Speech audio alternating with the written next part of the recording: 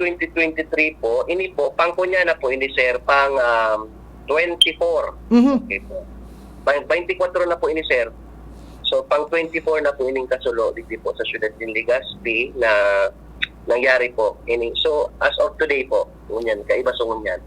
So, sa last year kasi sir, so sa 2022 pa po baga versus 2023, kan 2022 to sir, igwa kitang total of 32 fire incidents na nangyari sa City of Legazpi. So, 24 of which are structural fires, so sa mga harong, residential, mercantil, business, yan po.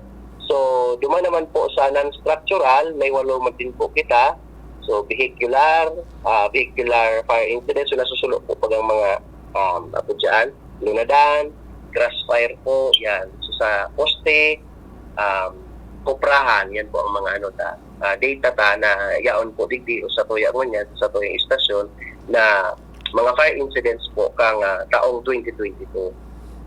So, ngunyan pong 2023, sir, ito po kita ng 24 from January 1, 2023 as of this today, May 9, 2023, ito po kitang 24, a total of 24 fire incidents po. So, sa hiling po, medyo mataas siya kasi di pa po tapos ang taon.